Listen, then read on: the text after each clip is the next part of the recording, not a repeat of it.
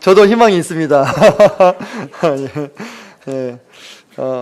물론 준비하는 사람이 가장 큰 유익을 얻는다고 하지만 준비하는 과정은 참 고통스럽게 마련이거든요. 그래서 오늘 저녁에 비로소 좀 발을 뻗고 잘 수 있지 않을까 싶은데, 아직 김치국을 마시면 안 되겠죠? 1시간 남았으니까. 네. 그리고 잠깐 지금 그 질문을 봤는데 너무 어려운 질문 하셔가지고 네, 긴장이 됩니다. 자, 오늘 마지막 시간 다윗 생애의 의의에 대해서 살펴보게 될 것인데요.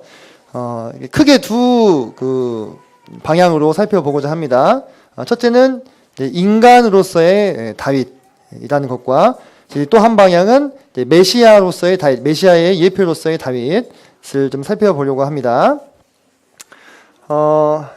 우리가 오늘 무려 5시간에 걸쳐서 5시간에 걸쳐서 목동으로부터 이 다윗이 어떻게 이스라엘의 왕이 되었는가를 쭉 살펴보게 되었고, 또 그가 어떻게 범죄하고 어떻게 쇠퇴기를 겪고 또 어떻게 죽음에 이르게 되었는가를 쭉 살펴봤습니다.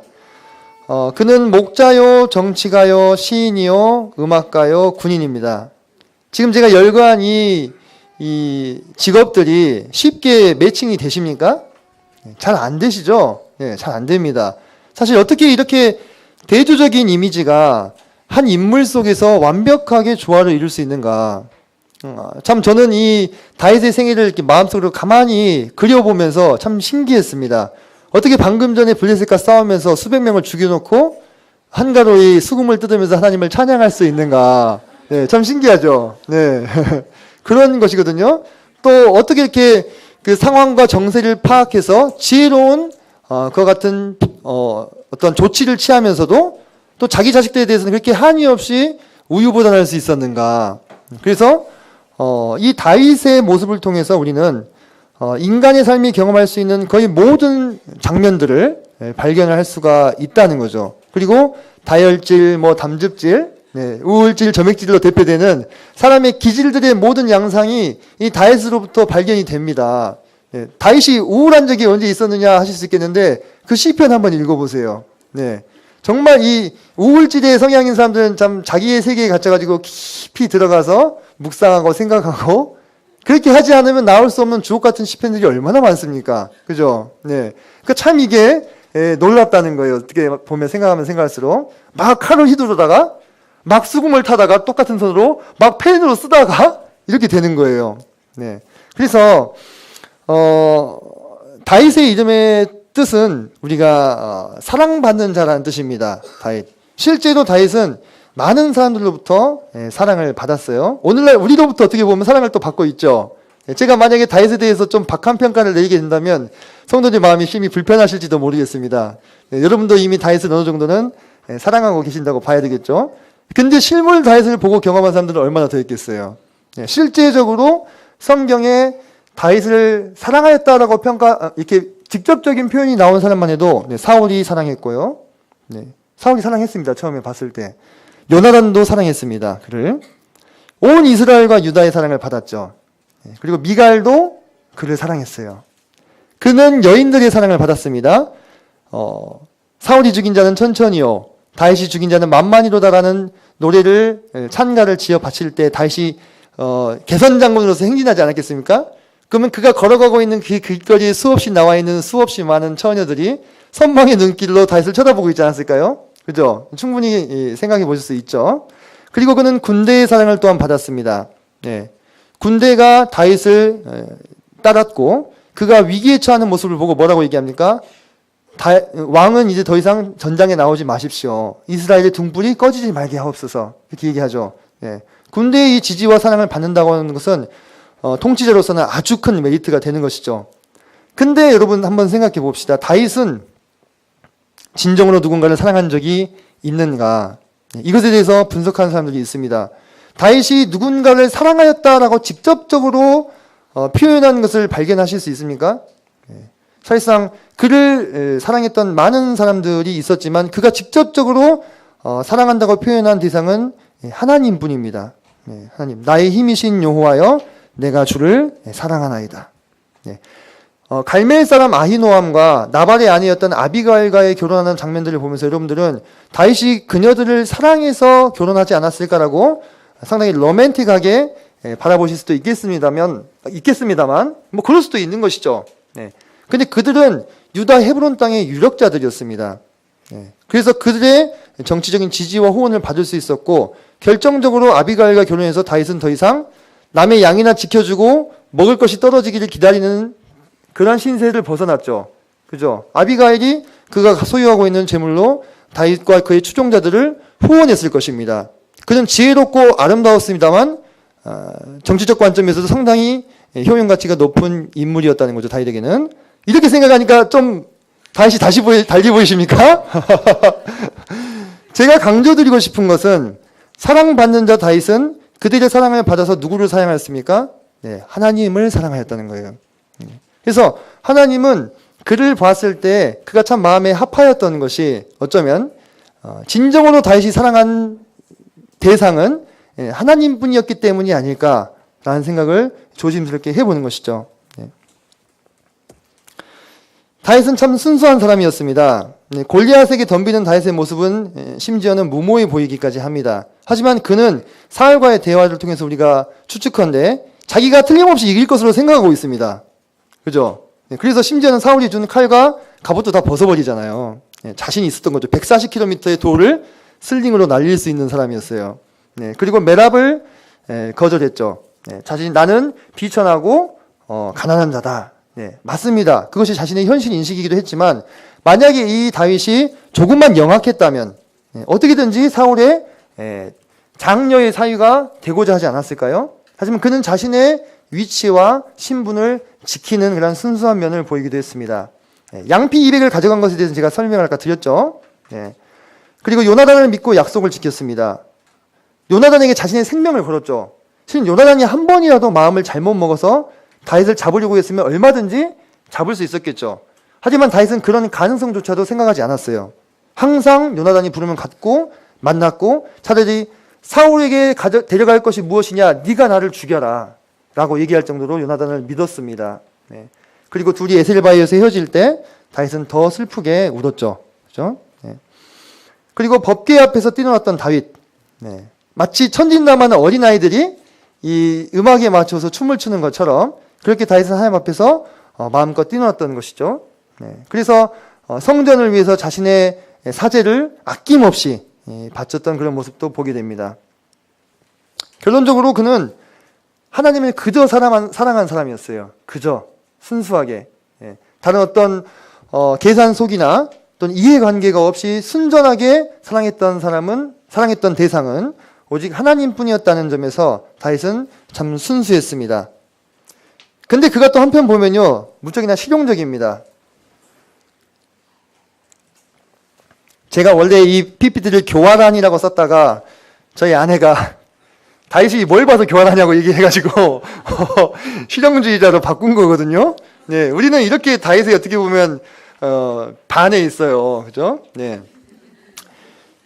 여러분들 사무엘상의 17장을 보시면 골리앗을 앞에 두고 다윗이 보상에 관심을 좀 가지는 모습을 보게 됩니다. 무슨 얘기냐? 왕께서 이 일을 행한 자에게는 어떻게 대우하시겠느냐 이렇게 얘기합니다. 다윗이 그걸 사람들에게 물어봐요. 그러면서 이 골리앗이 어찌 하나님의 군대를 모욕하겠느냐 이렇게 얘기합니다. 상당히 현실적인 인식이 좀 있었습니다. 어려서부터 고생을 해서 그런가 몰라도. 그리고 높당 제사장에게 거짓말한 거, 또 아기스 앞에서 미친 척한 거, 자기가 살 길을 즉각적으로 찾아내죠. 제가 아까 배경 설명했죠. 그 다음에 아비가일을 랭크 마네로 맞아버리죠. 그래서 자신의 어떤 그 군자금이 부족한 문제를 한 번에 해결해 버렸죠. 그렇게 보신 적 없죠? 한 번도 그 장면을.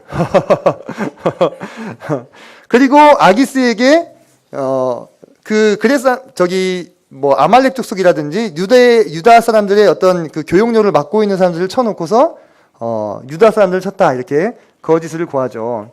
그리고 우리아를 간계로 죽이는 모습을 보면서 이 다윗이 상당히 똑똑한 사람이다라는 것을 우리가 알 수 있죠. 그죠? 압살롬 못지않게. 그리고 아기가 죽자 바로 식사를 하는 다윗에 대해서 저는 아까 아주 우리가 익숙한 해석을 여러분에게 제시했습니다만 또 한편으로는 더 이상 소망이 없는 일에 목매지 않는 거예요. 깨끗하게 털 것은 털고 나아가는 무척이나 실용적인 모습, 어떻게 보면 좀 차가운 모습을 또 볼 수도 있습니다. 네. 그리고 시므이가 도망칠 때 보면 다윗을 저주합니다. 근데 그때 다윗이 시므이를 둔 이유가 혹시 이 어떤 모욕을 내가 당하는 것을 하나님께서 살펴주셔서 내게 은혜를 베푸실 줄 누가 아느냐 이렇게 합니다.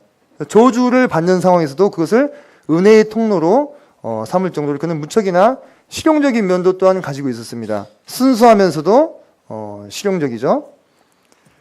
그는 구원을 베풀고 은혜를 베푸는 사람이었습니다. 네, 다윗 공동체의 성격과 철학에 대해서 아까 말씀을 드렸죠. 네, 약자를 구원하고 억눌리고 억압받는 자들을 해방시키는 것.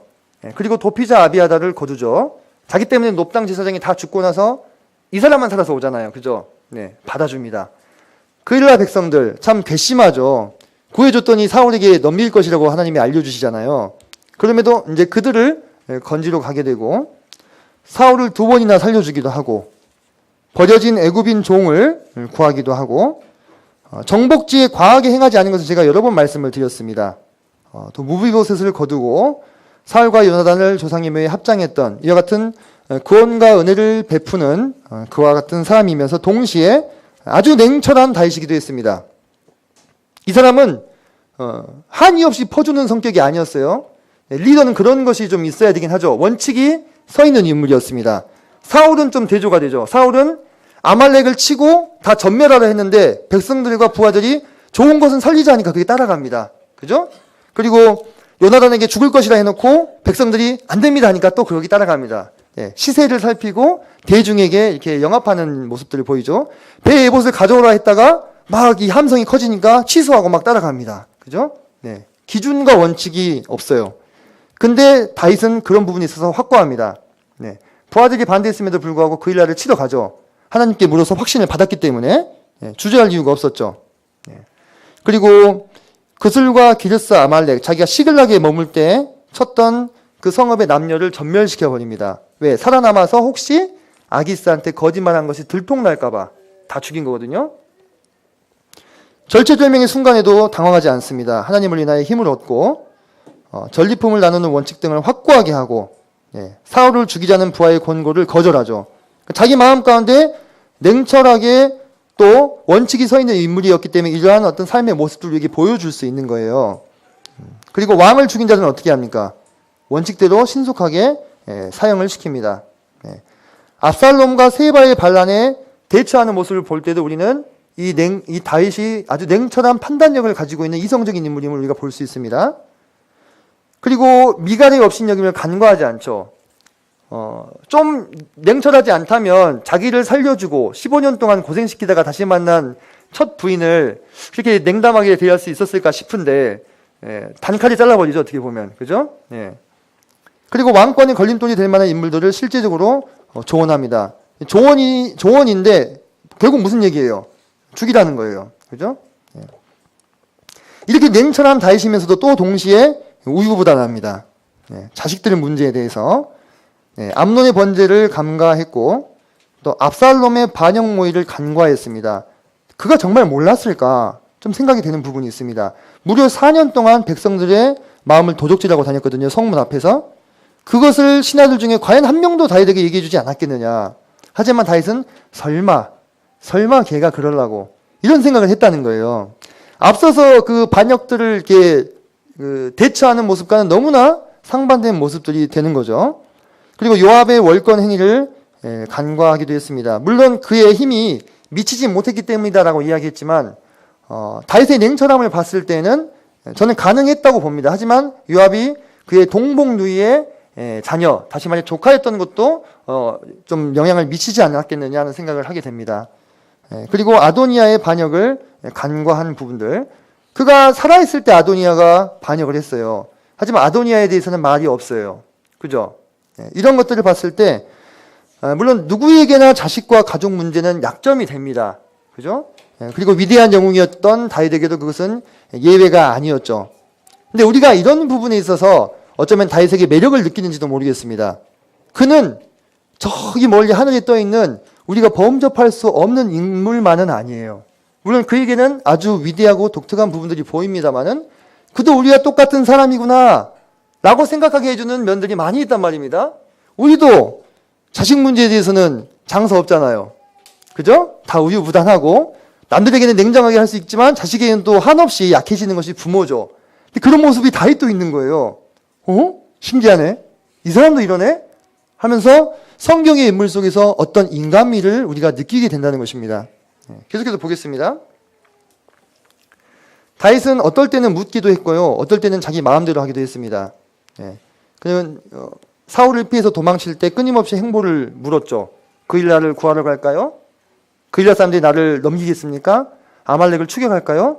블레셋 사람들 칠까요? 이렇게 계속 하나님께 물어보면서 하나님의 인도하심을 따라갔던 사람이기도 하면서 또 동시에 그냥 두려워서 아기스에게로 도망가 버리기도 하고 모압 땅으로도 그냥 가버리기도 하고 재차 아기스에게로 갈 때도 뭐라고 얘기하냐면 내가 계속 이 땅에 머물다가는 사울에게 언젠가 잡히고 말 것이니까 블레셋으로 가야 되겠다 이렇게 얘기합니다. 그러니까 그때도 실은 하나님께 묻지 않죠. 그렇죠? 그리고 또 요압의 충고를 거절하고 인구조사를 임의로 하기도 합니다. 이런 모순성은 근데 이 다윗의 인간미를 우리에게 더 느끼게 해주는 부분입니다. 퀴즈는 사람이요 되게 냉정하고 이성적일 것 같은데 지극히 감성적인 동물이 사람입니다. 당장 멀리 갈 것 없이 여러분 스스로 생각했을 때 어떻습니까? 네. 원칙을 세우고 원칙대로 행동하는 것 같지만 모순성이 있는 것을 우리가 발견하게 되잖아요. 특히 나이가 젊으면 젊을수록 어떤 원칙에 어긋난 것들을 잘못된 것으로 인식하는 경향이 있는데 나이가 들면 들수록 사람이 원래 그런 존재라는 것을 조금씩 배우게 되시잖아요. 사람은 어떤 원칙대로 되어지는 존재가 아니라 그 안에 여러 가지 다면적인 부분들이 있고 더 궁극적으로는 모순성을 가지고 있는 것이 결국은 사람이다라는 것을 배우게 됩니다. 세월을 통해서. 근데 우리가 그러한 모습을 어디서도 발견합니까? 다윗에게서도 발견하게 된다는 것이죠. 다윗은 많은 여자들의 도움을 받았습니다. 미갈의 도움을 받아서 도망을 쳤었죠. 아비가의 도움을 받기도 했고요. 두고와의 여인의 도움을 통해서 자기 아들 압살롬과 결국은 화해하게 됐었죠. 그리고 다윗이 도망치고 있을 때 그에게 소식을 알려준 제사장의 아들들을 한 무명의 여인이 숨겨주기도 했습니다. 그리고 밧세바가 왕이 이 양에 대해서 아직 아도니아의 어떤 음모를 다윗이 알지 못하고 있을 때 밧세바가 그것을 알리고 정상적으로 솔로몬이 왕위를 받도록 도와줍니다. 그리고 그의 말년에는 아비삭의 도움을 받습니다. 우리 주님도 여인들의 도움을 받으셨죠. 그죠? 그래서 주님은 마리아와 또 헤롯의 청지기 구사의 아내 요한나 또 수산나와 같은 다른 여자들이 자기들의 소유로 주님을 섬겼다라는 기록이 나옵니다. 다윗은 구약의 인물임에도 불구하고 참 이와 같이 여인들의 도움을 많이 받은 것 같은 인물이었습니다. 자, 우리가 다윗의 모습을 통해서 발견하게 되는 것이 결국 무엇일까요? 제가 앞서 다윗은 이 땅에 태어난 영혼이 경험할 수 있는 거의 모든 것을 다 경험한 인간이었다 이런 말씀을 드렸죠. 그는 메시아의 표상이었습니다. 성경이 밝히고 있는 바와 같이. 그리고 영웅이었어요. 하지만 그렇다고 해서 완전체는 아니었죠. 그죠? 우리가 성경에서 만나보게 되는 인물인 요셉이라든지 또는 다니엘 이런 사람들은 잘못이 기록이 되는 게 있습니까? 없습니까? 없어요. 그래서 우리는 그들을 볼 때에 정말 위대하고 본받을 만한 인물이지만 그들이 우리와 같은 사람이라고 생각하기는 참 어려운 부분들이 있죠. 너무 위대하고 뛰어나기 때문에 나는 저렇게는 안 될 거야. 이런 생각이 드는 거예요. 근데 다윗은 보면은 그가 정말 위대하고 영웅적인 부분들이 있었지만 그를 관찰하면 관찰할수록 그를 통해서 결국은 발견하게 되는 모습은 무엇이냐? 결국은 우리의 모습이라는 겁니다. 나의 모습이라는 거예요. 그 다윗의 삶을 통해서 그 수없이 많은 기질들이 모순되어서 응집되어져 있는 것 같은 그 다윗 그리고 그 어떤 나타나는 삶의 반응들 그런 것들을 보면서 우리는 우리의 모습을 발견합니다. 그러면서 어떤 희망을 갖게 되느냐? 그는 참 위대하고 뛰어난 인물이었지만 또 한편으로 연약하고 또 완악하고 고집세고 실수하고 넘어질 수도 있는 인물이었다는 거예요. 그럼에도 불구하고 다윗은 항상 어떻습니까? 구원은 하나님께로부터 말미암다는 그 믿음을 붙들었습니다. 그리고 하나님을 사랑했죠. 그런 말미암아 그는 어떤 존재가 됐습니까? 메시아의 표상이 되었잖아요. 그죠? 메시아의 조상이 되었습니다. 우리도 한번 봅시다. 여기 모여 계신 많은 성도님들 계시는데 우리가 예수 그리스도를 믿고 거듭났습니다. 하나님의 자녀가 되었습니다. 왕같은 제사장이 되었습니다. 그죠? 네, 그의 소유된 백성이 되었습니다. 하지만 우리는 여전히 어떻습니까? 연약하고 완고하고 악하고 실수하고 넘어지고 질투하고 시기하고 미워하고 다툽니다. 그죠? 그럼에도 불구하고 우리 마음 중심에는 뭐가 있어요? 하나님을 향한, 예수 그리스도를 향한 그 순전한 믿음은 있지 않습니까? 그것마저 없다면 우리가 어찌 거듭난 자로 말할 수 있겠어요? 네. 그 순전한 믿음이 있을 때 하나님께서 우리를 그분의 아들 예수 그리스도의 몸으로 그리고 성령의 전으로 우리를 삼아 주셨다고 하는 거예요. 네. 그래서 우리는 이 다윗에게 매력을 느끼면서 동질감을 느끼는 것인지도 모르겠습니다. 다윗이 이 땅을 밟다 간 지가 지금 몇 년 지났습니까? 3,000년이 지났어요. 3,000년 정도 됐습니다, 지금. BC 1000년경 그 어간의 인물이기 때문에. 근데 3,000년이 지난 지금도 이 다윗은 사람들의 입에 오르내리고 있습니다. 그 예수님 믿는 사람들 뿐만 아니라 예수님 믿지 않은 사람들의 입에도 오르내려요. 네, 공산주의자들은 다윗을 계급투쟁의 인물로 보기도 합니다. 네. 재밌죠? 그리고 어떤 문학작품이라든지 또는 예술작품이라든지 이거의 단골 메뉴가 바로 다윗이에요. 여러분들 미켈란젤로인가요? 다비드상 보셨죠? 네, 그 아름다운 이 조각상 그런 것의 주제가 다윗이 되기도 하는 것이지 않습니까? 그것을 보면은 참으로 이 다윗이라는 인물에는 하나님을 믿는 자와 믿지 않는 자의 구분이 없이 그의 삶 가운데서 어떤 매력을 느끼지 않았느냐 하는 부분이 있다는 거죠. 자, 이어서 메시아 다윗에 대해서 좀 보겠습니다.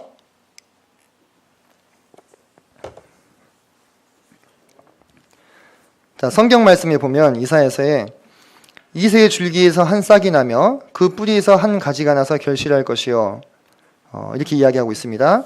그래서 이새의 줄기에서 난 싹에 대해서 말씀을 해주고 계시고 예수 그리스도께서 마태복음을 보면 예루살렘 성에 입성하실 때 그곳에 예수님을 맞이했던 백성들은 예수님을 누구로 인식했습니까? 다윗의 자손으로 인식했습니다. 그러니까 그곳에 모이는 백성들도 다 알았던 거죠. 이분이 메시아다. 또는 다윗의 후손으로 메시아가 반드시 오신다. 그리고 예수 그리스도께서 스스로 증언하시기를 나는 다윗의 뿌리요 자손이다. 이렇게 증언하고 계십니다.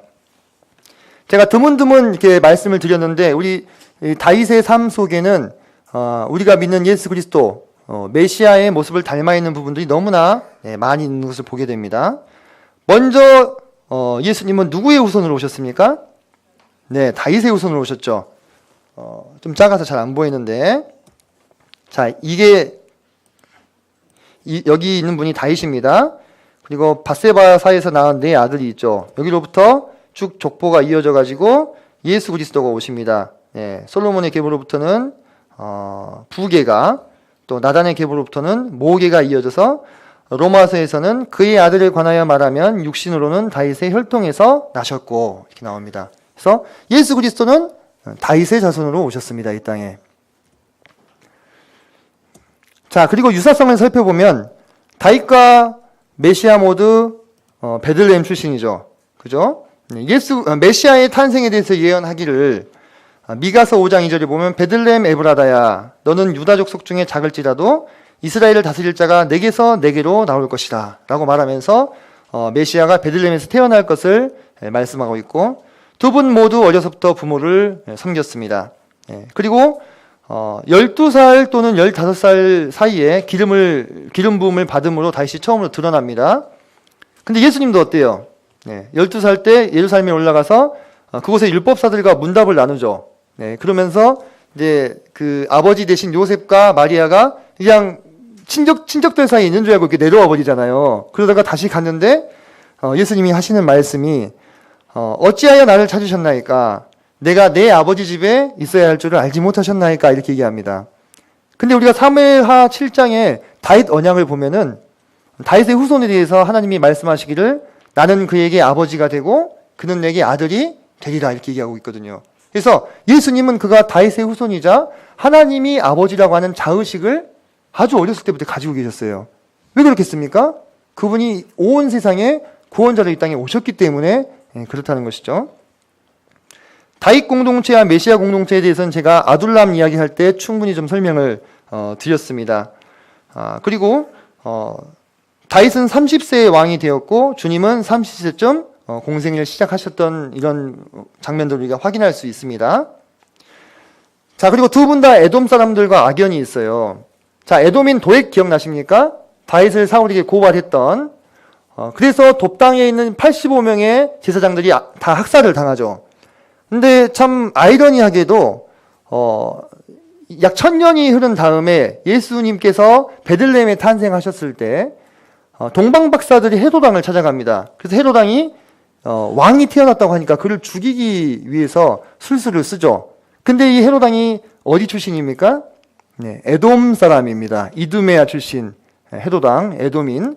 그리고 그는 메시아를 죽이기 위해서 유사하게 누구를 죽여요? 베들레헴에 있는 유아들을 살해합니다. 네. 1000년 전에 에돔 사람 도액이 돕당의 제사장들을 살해했던 것처럼 1000년 뒤에 에돔인 헤롯 왕이 베들레헴의 유아를 살해하는 모습들이 오버랩이 되는 것입니다. 그리고 배신의 아이콘인 아이도벨과 가룟 유다가 있죠. 그들이 자기 주인을 배신하게 되는데 다윗이 자신의 모사 아히도벨이 비반한 소식을 들은 곳이 바로 감람산입니다. 네. 그리고 예수님께서 가룟 유다의 배신의 키스를 받으신 곳이 어디입니까? 네, 바로 감람산입니다. 겟세마네 동산에서. 자, 그 두 사람이 모두 최후가 어떻게 됐어요? 네, 모두 목매어서 죽었습니다. 네. 자, 메시아의 모형으로서의 다윗 중에 질고와 고난을 아는 자 다윗. 제가 어려서 출생의 비밀이 있었다 이런 얘기도 좀 드렸고, 메시아 시편을 보시면 내 하나님이여 내 하나님이여 어찌하여 나를 버리셨나이까. 네, 예수님께서 십자가에서 드렸던 고백 중에 하나죠. 나는 벌레요 사람이 아니라. 그 다음에 개들이 나를 에워쌌으며 악한 무리가 나를 둘러 내 수족을 찔렀다.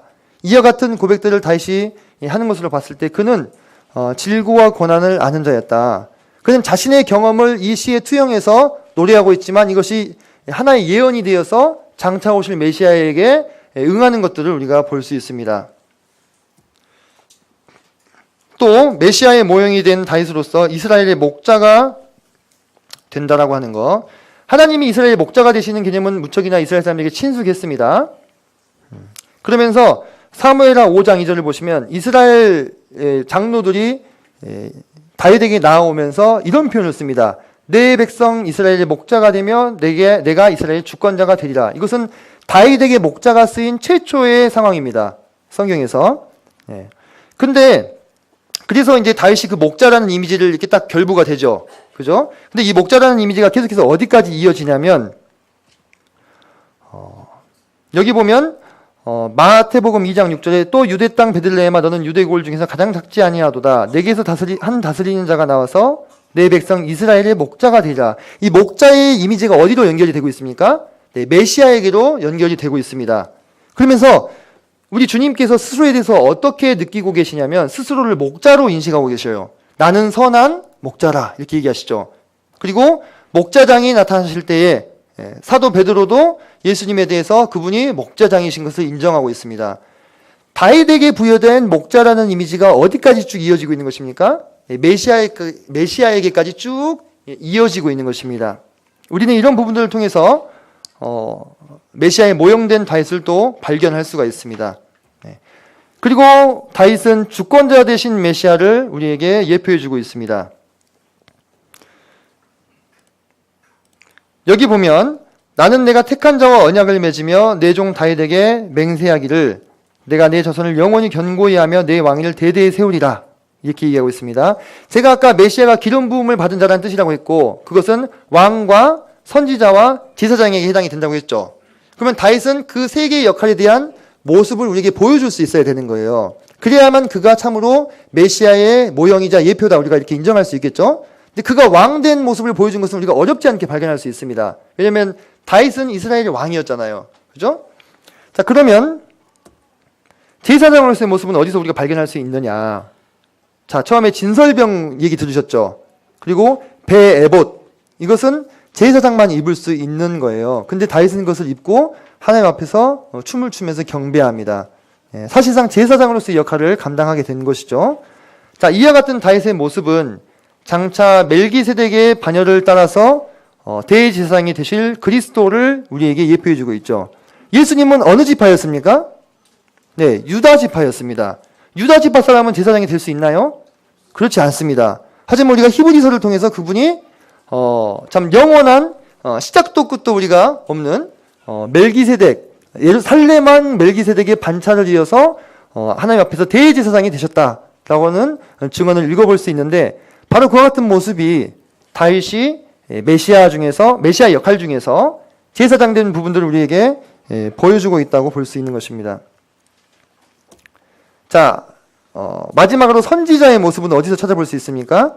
다윗이 지은 예언적인 시편들, 물론 그의 경험을 투영해서 시를 지었지만 그것이 또 예수 그리스도의 삶 가운데서 성취가 되지 않습니까? 선지자들은 예언도 하고 선포하는 자들이었어요. 그리고 다윗이 성전 건축에 대해서 어떻게 합니까? 하나님께 계시를 받죠. 그래서 누구에게 넘겨줍니까? 자기 아들 솔로몬에게 넘겨주는 거예요. 이런 것은 선지자적인 역할을 부여받은 사람들이 하는 일이었어요. 근데 그것을 지금 다윗이 대행하고 있는 것을 보게 됩니다. 네. 근데 그 모습이 똑같이 우리 주님께도 드러나 보이는 것을 알고 있죠. 자, 보면은 나사렛 예수에 대해서 엠마오로 가는 두 제자가 뭐라고 증언했는지 보십시오. 제자들이 예수님을 뭐라고 인식했나 보세요. 그는 하나님과 모든 백성 앞에서 말과 일에 능하신 선지자이거늘. 네, 그분들은 그 제자들은 예수님을 선지자로 인식을 했습니다. 그리고 요한이 계시를 받을 때 예수 그리스도의 계시라 이렇게 나오죠. 예수님이 선지자적인 역할을 맡으셨기 때문에 이와 같이 계시를 주실 수 있었죠. 자, 또 메시아의 모형으로서 다윗은 승리자의 모습을 우리에게 보여줍니다. 다윗이 최초의 이스라엘 가운데 드러나게 된 것은 골리앗을 포함한 이스라엘의 원수들을 멸한 모습이었습니다. 네. 이처럼 예수 그리스도께서도 사단을 포함한 인류의 원수를 멸하셨죠. 그죠? 그래서 예수님께서 입으로부터 나오는 모든 말씀으로 살 것이라 하시고 이 말씀으로 사단을 이기죠. 그죠? 네. 마치 다윗이 골리앗을 자신의 물맷돌을 이용해서 이긴 것처럼, 하지만 물매는 도구였을 뿐이지 그가 의지한 것은 누구였어요? 하나님의 이름이었죠. 그것처럼 예수님께서도 말씀을 의지해서 사단을 이기는 모습들을 보게 됩니다.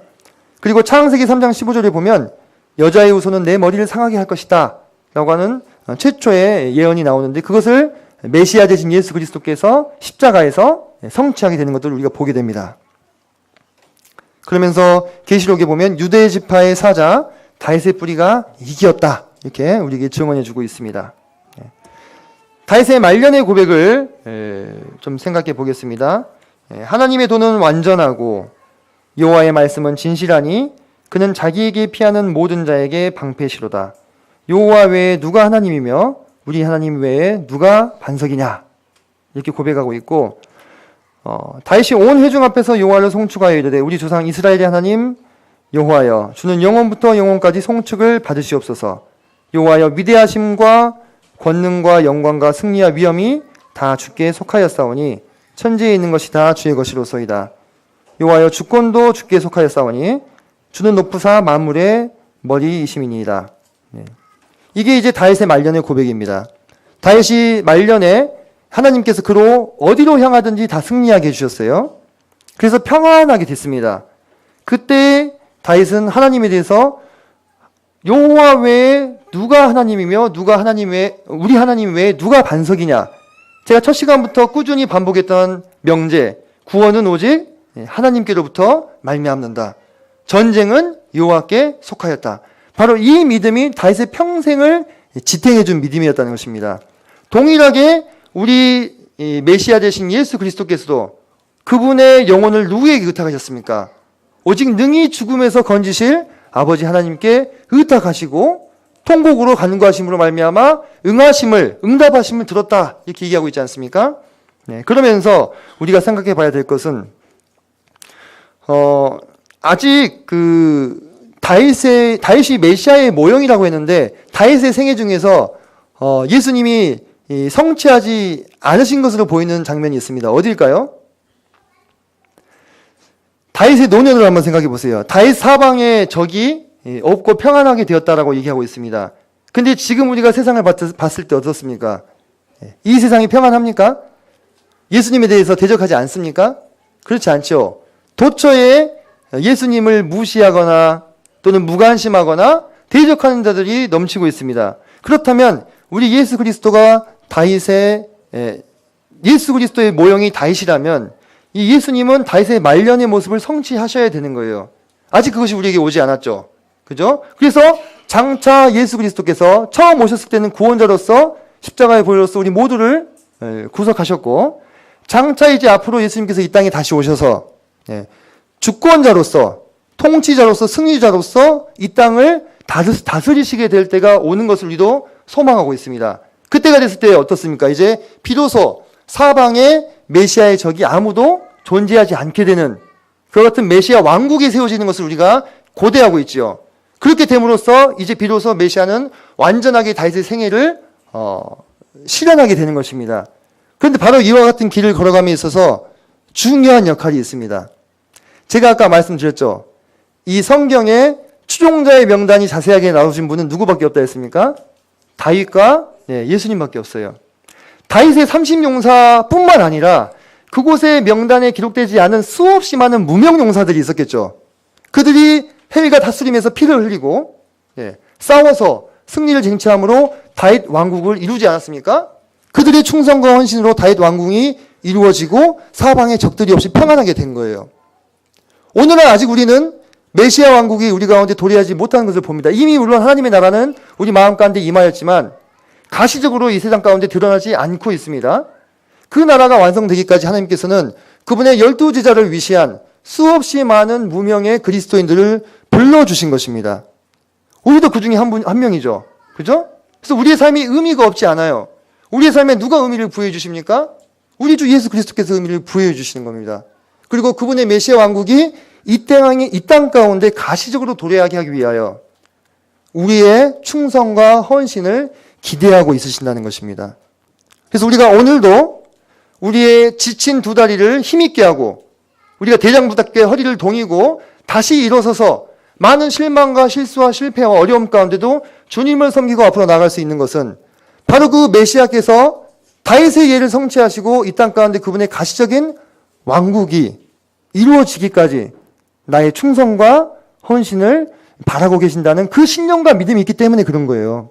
그래서 우리가 오늘 이 비가 와서 비록 좋지는 않지만 토요일이 쉬어야 되는 날에도 이렇게 모여서 함께 하나님의 말씀을 듣고 하나님의 말씀을 배우고 생각하고 묵상하는 것 아니겠습니까? 그것이 우리의 삶 가운데 오늘날 그와 같은 의미를 부여해 준다고 하는 것입니다. 저는 이 다윗의 마지막 고백이 참으로 아름답다는 생각을 했습니다. 다윗은 왕임에도 불구하고 하나님께 뭐라고 고백을 하고 있습니까? 여호와여 주권도 주께 속하였다. 여호와의 주권도 주께 속하였다. 주는 높으사 만물의 머리이심이니이다. 이렇게 고백하고 있습니다. 우리도 동일한 고백을 주님께 올려드려야 되지 않겠습니까? 이미 성도님들의 삶을 통하여서 이와 같은 고백을 삶으로 올리고 있다는 생각이 듭니다. 오늘 6시간 동안의 말씀 정말 수고 많으셨고 모쪼록 조금이라도 성도님들의 영적인 부분에 도움이 되셨기를 소망합니다. 이상으로 모든 강의를 마치겠습니다. 감사합니다.